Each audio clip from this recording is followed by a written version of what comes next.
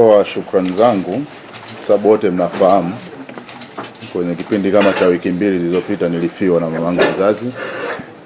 Kwa nitoe shukrani zangu kwa wanatasnia wenzangu, wanahabari wengi walitoa salamu za kunipa pole na kuniombea dua katika kipindi ambacho nilipoteza mamangu mzazi.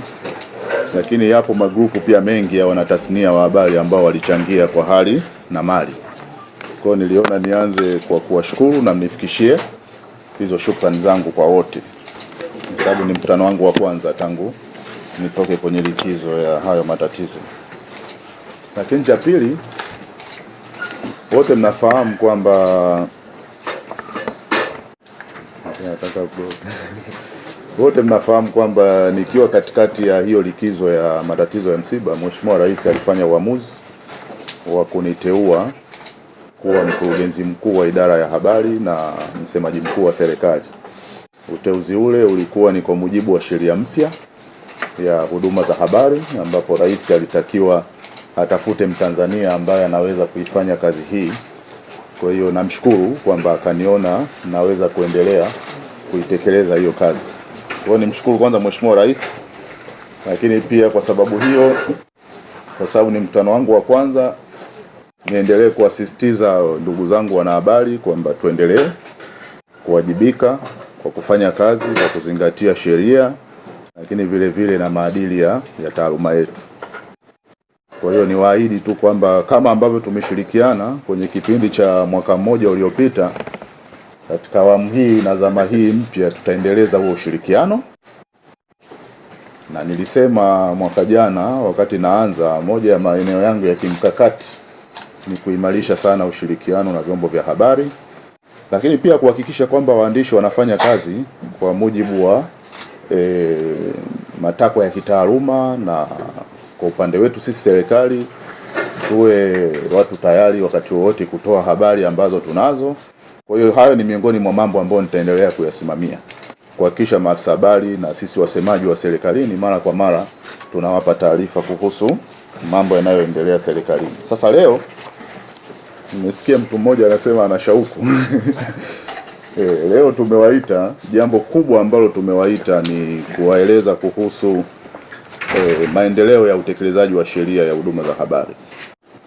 Wengi mnafahamu tulieleza wakati tunatangaza kuanza kutumika sheria kwamba tutakuwa mara kwa mara tunatoa taarifa kuhusu utekelezaji wa vipengele mbalimbali vya sheria ya huduma za habari. Sasa leo tumewaita kwa swala muhimu sana kwenye utekelezaji wa sheria hii. Mnafahamu kwa mujibu wa sheria kwenye kifungu cha 5 cha sheria hii kilikuwa kinasema tutaanzisha mfumo mpya wa utoaji wa leseni. Ni mfumo mpya wa usajili wa vyombo vya habari vya machapisho, kwa sababu tunajua kwamba upande wa radio na television bado itabaki upande wa TCRA, ndio taasisi itakayoendelea kusajili na kutoa leseni. Lakini upande wa magazeti tulishatangaza awali kwamba tutakuwa na mfumo mpya. Sasa mfumo huo mpya kwa mujibu wa kifungu cha 5E cha sheria unaanza rasmi leo, kwamba kuanzia leo magazeti yote, majarida, sasa sijui Kiswahili cha newsletters, na kuna journals, kuna magazines, kuna newsletters, lakini yale machapisho yote kwa maana ya magazeti na majarida mbalimbali kuanzia leo yanapaswa kusajiliwa upya kwa wale ambao wapo kwenye orodha ya sasa kwa mfumo huo wa utoaji wa leseni. Na utoaji huo wa leseni utaanza sasa kwa maana ya leo katika ofisi ya idara ya habari hapa Dar es Salaam. Na wengi mnafahamu pia tumeshafungua idara ya habari Dodoma. Kwa hiyo pia ofisi yetu ya Dodoma kuanzia leo itaanza kutoa huduma hiyo. Na tumetoa mpaka tarehe 15 Oktoba kwa magazeti yote kuhakikisha kwamba wanakuja kusajiliwa upya kwa mfumo huo wa leseni ili waweze kuchapisha machapisho yao. Baada ya Oktoba 15 mwaka huu haitaruhusiwa tena kuchapisha gazeti au jarida bila usajili. Na sheria, kwa sababu wengi mnaisoma someni, ukichapisha chapisho lolote bila kuwa limesajiliwa au lina hiyo leseni, utakuwa unatenda kosa la jinai. Kwa hiyo mtufikishie hiyo taarifa kwamba milango yetu iko wazi kuanzia leo kwa wale wa zamani, lakini vile vile kwa Watanzania wengi pia walikuwa wamepata shida, kwa maana kwamba wameshindwa kusajili magazeti yao na majarida. Sasa kwa wale ambao ni wapya pia tunatoa taarifa kwamba rasmi kuanzia leo wanaruhusiwa kusajili majarida yao na magazeti yao. Tulisitisha kipindi fulani tukisema kwamba tunasubiria mfumo mpya ili tuweze kuendelea na hilo zoezi. Kwa hiyo kwa wazamani mwisho ni tarehe 15 Oktoba, lakini kwa wale wapya hiyo sasa ni kadri mtu anavyoona ana uwezo, amepata muda, kwa wakati wote itakuwa wazi.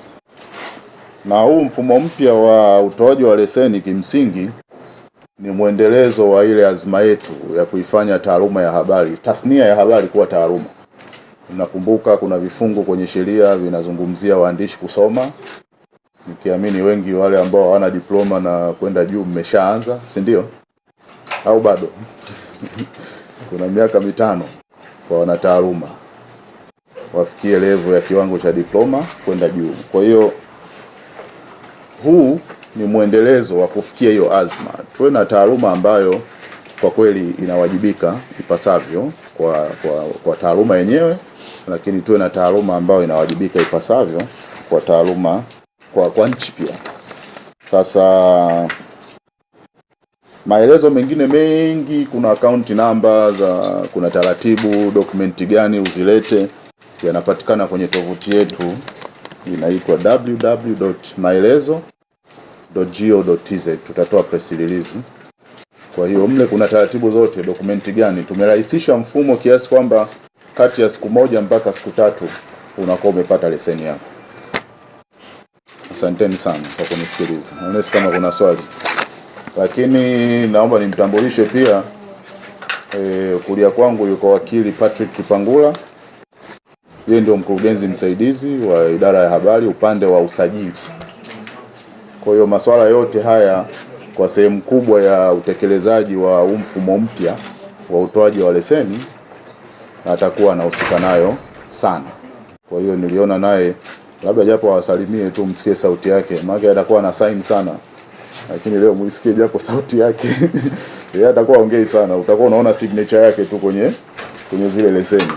Labda salamu tu kidogo.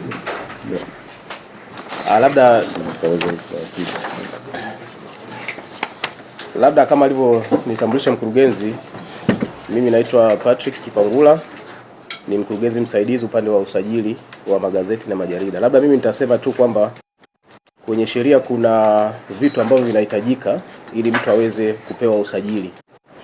Na vimeelezwa, tumeviweka kwenye tovuti kama alivyosema mkurugenzi, lakini nitaomba tu niwasomee kwa haraka vitu ambavyo vinahitajika ili mtu aweze kusajiliwa. Kwanza nitasoma zimeandikwa kwa Kiingereza lakini naweza nikafafanua pia kwa Kiswahili. Kuna certificate of incorporation or any other form of legal registration. A business plan containing vision, mission, policy of the media outlet, place and the nature of the media business, and other particulars such as a curriculum vitae, certified copies of academic certificates and the names of editors. Na kitu cha 3, dummy of the intended media layout. Na kitu cha 4, lazima alipe ada ya usajili ambayo italipa kwenye account number ambayo itaelezwa na kwa mawasiliano kwenye press release ambayo itakuwa imetolewa.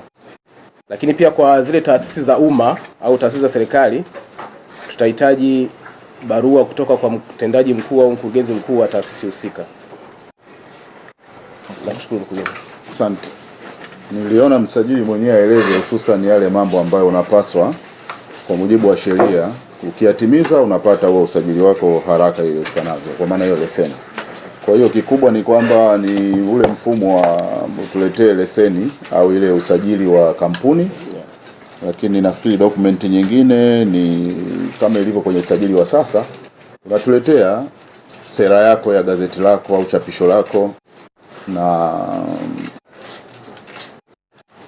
viwango vya kitaaluma au wasifu wa wahariri na waandishi ambao watakuwa kwenye hilo gazeti, na kulipa kuna ada kama ilivyo kawaida. Lakini pia la mwisho, kuna utaratibu mdogo kwamba kwa wale ambao ni taasisi za umma, kwa sababu taasisi za umma zimeanzishwa ama kwa sheria, kwa maana ya sheria mbalimbali, sheria ya bunge au decree, lakini wao sasa huwezi kumwambia alete leseni au cheti cha usajili.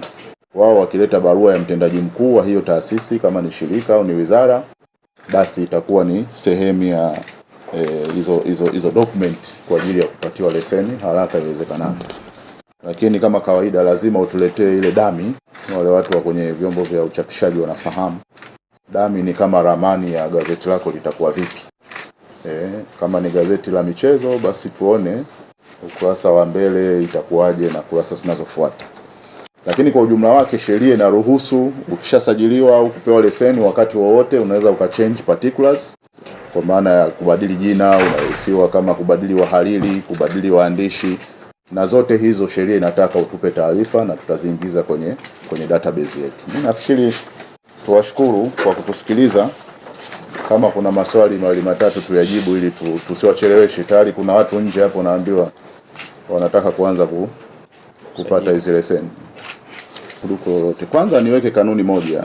Tukija, ukimwona msemaji mkuu wa serikali ametokea kwenye mkutano kama huu akawa na ajenda za kisheria, hatutaruhusu kuingiza ajenda ambazo ziko nje ya sheria. Siku tukija kujadili masuala ya siasa na masuala ya utekelezaji na utendaji wa serikali, tutajadiliana hayo. Kwa hiyo ndugu yangu ni wapo Mlimani, ndugu yangu wa Mlimani, hilo tulitafutie muda wake, na ukipenda tunaweza tukazungumza separate kutoka kwenye hili.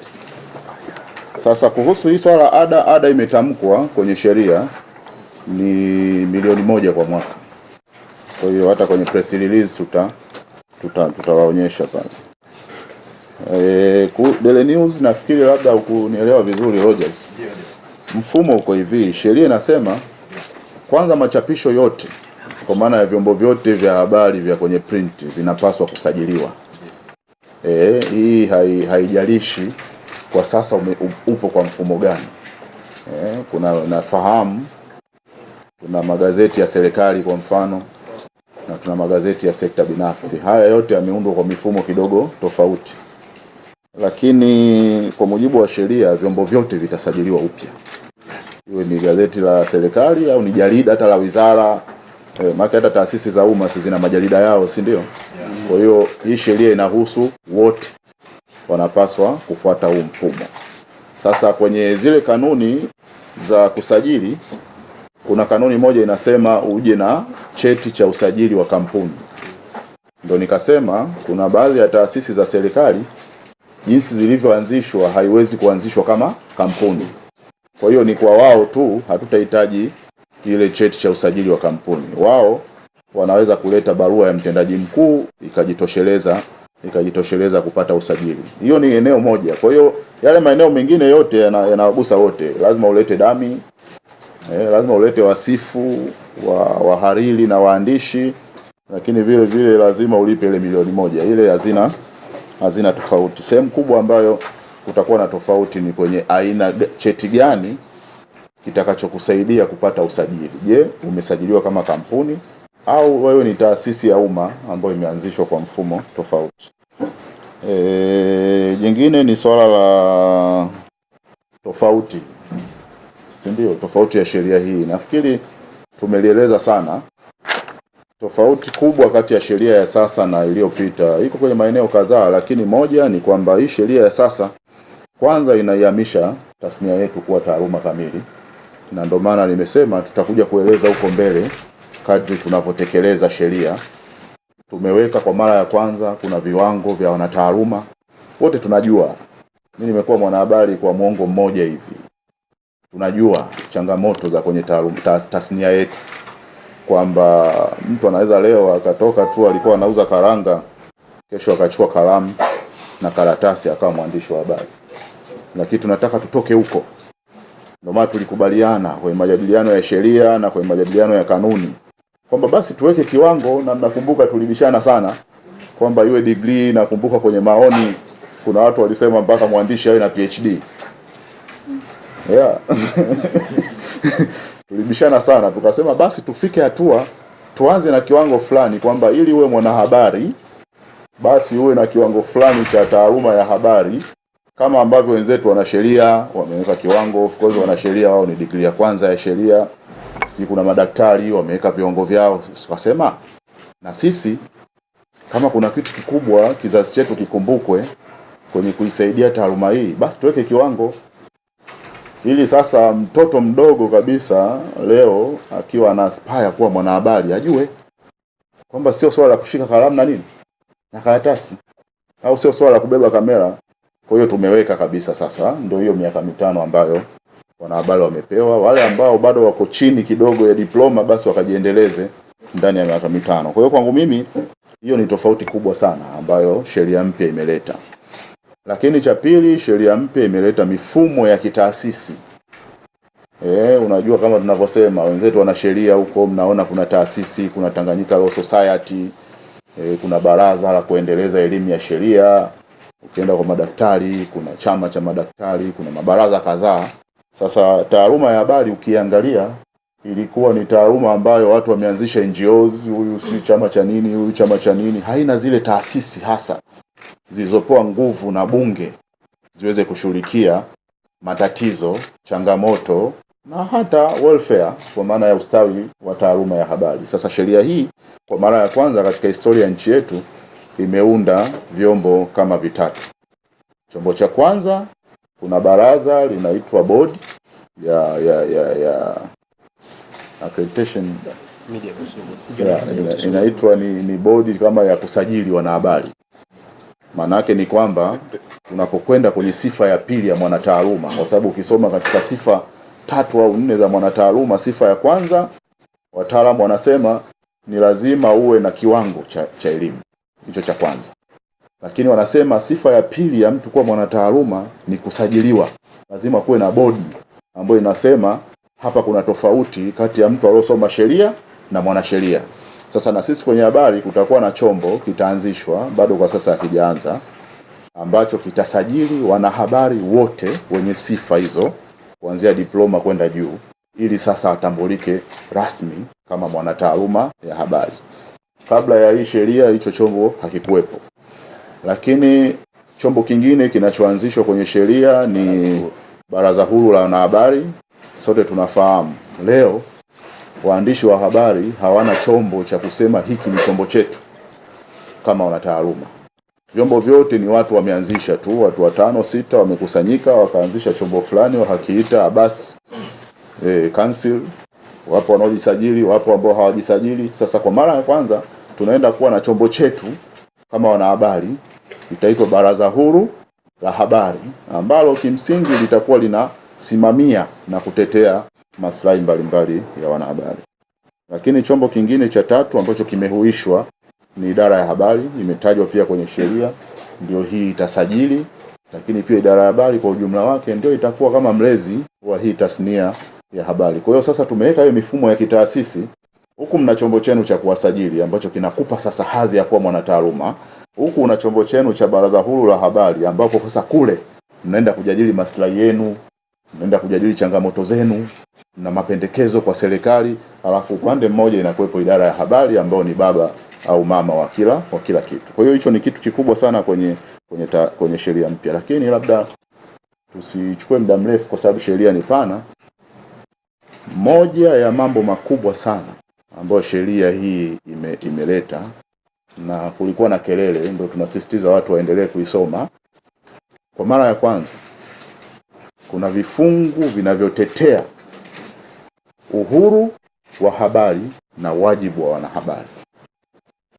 Ukisoma kifungu cha 7 kwa mfano cha sheria kinasisitiza, kwa mara ya kwanza hatujawahi kuwa na sheria inatamka, ukiacha mikataba ya kimataifa na katiba, hatujawahi kuwa na sheria inatamka rasmi kwamba wanahabari wana uhuru wa aina 3. Ukisoma kifungu cha 7, kuna uhuru wa kukusanya habari, kuna uhuru wa uhariri na kuna uhuru wa kusambaza hizo habari. Kwa hiyo sasa tunawaambia hata wenzetu serikalini, maafisa habari wanaopaswa kutoa habari kwa sasa, isipokuwa pale ambapo habari imezuiwa kisheria. Wanahabari wana haki na uhuru huo wa kupata hizo taarifa au hizo habari, isipokuwa tu zile ambazo zimezuiwa kisheria au kwa sababu nyingine yoyote. Kwa hiyo kujibu kwa kirefu au kwa kifupi sana swali lako, yako mengi, jisomee sheria, ipo kwenye tovuti yetu ya maelezo.go.tz, tuisome. Pale ambapo tuna maswali, idara ipo, tutafafanua. Asanteni sana.